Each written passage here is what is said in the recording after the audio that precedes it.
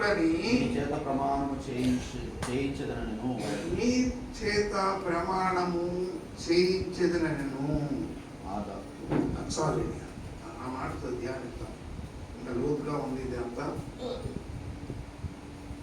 ప్రభునందు ప్రియమైనటువంటి ప్రియా సంగమా, దేవుని పిల్లలారా, సహోదరి సహోదరులారా,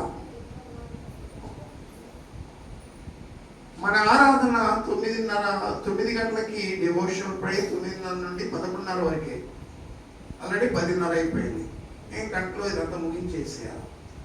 కాబట్టి మీరు త్వరపడి మీ పనులన్నీ పూర్తి చేసుకొని సమయాన్ని పోనీయక దేవుని యందు ఆత్మతో సత్యముతో దేవుణ్ణి ఆరాధించడానికి పునరుద్ధానాన్ని జ్ఞాపకం చేసుకున్నటకు మిమ్మల్ని మీరు శనివారమే అనగా పరిశుద్ధ దినానికి ముందు దినమైనటువంటి సబాత్ దినమైనటువంటి శనివారానికి సిద్ధపాటుని మీరు కలిగి ఆదివారం బుద్ధి కలిగి దేవుని యొక్క వాక్యం ద్వారా మీరు హెచ్చరించబడి బుద్ధి చెప్పబడి దేవునిలో స్థిరముగా లోతు ఎత్తు వెడల్పులు ఎదగటానికి ఆయన ఆరాధించడానికి యెరూషలేము నుండి బయలుదేరిన రీతిగా మనము కూడా దేవుని సన్నిధికి రావాలి, దేవుణ్ణి ఆరాధించాలి, దేవుని పరిశుద్ధ సన్నిధి సహవాసానికి రావాలని పరిశుద్ధాత్మ దేవుడు మనకు తెలియజేస్తున్నాడు. ఆమేన్.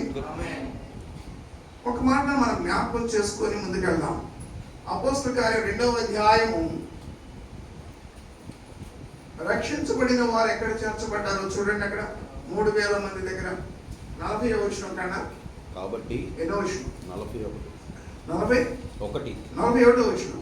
కాబట్టి అతని వాక్యం, అపోస్తలుల కార్యం 2వ అధ్యాయం 41వ వచనం. అతని వాక్యమును అంగీకరించిన వారు, అంటే పేతురు మాట్లాడిన వాక్యము, పరిశుద్ధాత్ముడు మాట్లాడిన వాక్యం. అది పేతురు మాట్లాడుతున్న మాట ఆయన కాదు, పరిశుద్ధాత్ముడు వచ్చి ఆయన ద్వారా మాట్లాడుతున్నాడు. ఆయన వాక్యం మాట్లాడినప్పుడు అంగీకరించారు కొంతమంది. అంగీకరించబడిన వారు బాప్తిస్మం పొందారు. ఏం చేశారు? బాప్తిస్మం పొందారు. మేమేం చేయాలని అడిగాడు. అడిగితే వాడు మారు మనసు పొందమని పేతురు చెప్పేశాడు. మీరు సిలువ వేసినటువంటి ప్రభువైన యేసుక్రీస్తు ఎవరో తెలుసా? ఆయన ఈ లోక రక్షకుడు, దేవుని కుమారుడు, దేవుడు అని చెప్పిన తర్వాత ఇప్పుడు మమ్మల్ని ఏం చేయమంటావని హృదయంలో నుంచుకొని మాట్లాడారు. మీరు మారు మనసు పొంది పాపక్షమాపణ నిమిత్తం బాప్తిసం పొందమని పేతురు పరిశుద్ధాత్మ మూలంగా చెప్పబడినప్పుడు అనేక మంది మనసు మార్చుకొని తప్పు అయిపోయింది ప్రభువా క్షమించండి అని చెప్పి ఒప్పుకొని రక్షణ తీసుకున్నారు. ఎంతమంది తెలుసా? 3000 మంది రక్షణ పొందారు ఎట్ ఏ టైం. పరిశుద్ధాత్మ దేవుడు చేసిన మొదటి కార్యం. ఆ రక్షించబడినటువంటి వారు అనేక ప్రాంతాల నుంచి వచ్చినటువంటి వారు, కిల్కియా, కప్పదొకియా, పొంతియా, ప్రోక్రియా, ఫిలదెల్ఫియా, అనేక ప్రాంతాలు, అన్యులు వచ్చారు, యూదులు వచ్చారు, సమరయులు వచ్చారు, అనేక మంది వచ్చారు. వీళ్ళందరూ అక్కడ కూడుకుండగా దేవుడు మాట్లాడినప్పుడు వాళ్ళకి మారు మనసు కలిగింది, పాపాన్ని ఒప్పుకున్నారు. రక్షించబడిన వీళ్ళు, బాప్తిసం తీసుకునేటువంటి వీళ్ళు ఎక్కడ ఉన్నారు? ఎక్కడికి చేర్చబడ్డారు? సంఘముతో చేర్చబడ్డారు. సంఘం అంటే ఏంటి? తండ్రి అయిన దేవుడు తన కుమారుడిని యేసుక్రీస్తు ద్వారా పరిశుద్ధాత్మ మూలంగా భూమి మీద రక్షించబడిన వారితో కట్టుచున్నటువంటి బండ మీద కట్టుచున్నటువంటి ఆ బండ క్రీస్తు సంఘములో చేర్చబడ్డారు.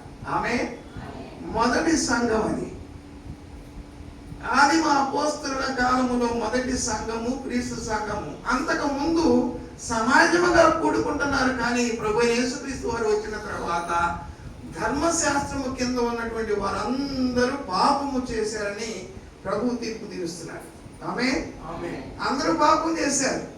3వ అధ్యాయం 23వ వచనం. రోమీయులకు రాసిన పత్రిక 3వ అధ్యాయం 23వ వచనం. అందరూ పాపము చేసి దేవుడు అనుగ్రహించిన పరలోకపు మహిమైన క్రీస్తును పొందలేకపోతున్నారు అన్నారు. అందరూ పాపం చేశారా? కొందరా? అందరూ పాపం చేశారా? కొందరా? ధర్మశాస్త్రము అందరినీ తీర్పు తీర్చేసింది. ఇప్పుడు ధర్మశాస్త్రం నుండి అందరినీ రక్షించే కార్యక్రమం ప్రభువైన యేసుక్రీస్తు ద్వారా తండ్రి అయిన దేవుడు ఆరంభించాడు.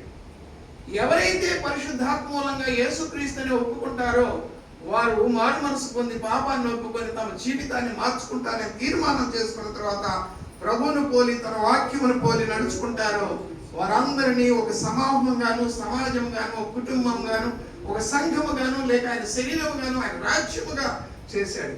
ఇక్కడ దీనిలో ఉండాలి తప్ప నువ్వు వెలుపల ఉండకూడదు. If you are away from the church body, you are aware of evil. Away అంటే వెలుపల ఉన్నట్లయితే బివేర్ ఆఫ్ డాగ్ అని రాస్తాడు ఇంటికి. బివేర్ ఆఫ్ డాగ్, ఇక్కడ బివేర్ ఆఫ్ ఈవిల్. బయట ఎవరున్నాడంటే వాడు కాసుకొని కూర్చున్నాడు సాతానుడు, వాడు పట్టుకుపోతాడు. ఆమె మరి అందుకు కాదు కదా నిన్ను కన్నది దేవుడు. కనుక దేవుని సంఘమును విడిచిపెట్టకూడదు, దేవుని సంఘముతో సహవాసం చేయాలా. That is the way. ఎందుకని సంఘంతో సహవాసం చేయాలా? ఎందుకు సంఘంతో సహవాసం చేయాలంటే కొరింథీయులకు రాసిన మొదటి పత్రిక 15వ అధ్యాయం 24వ వచనంలో మాట్లాడుతున్నాడు.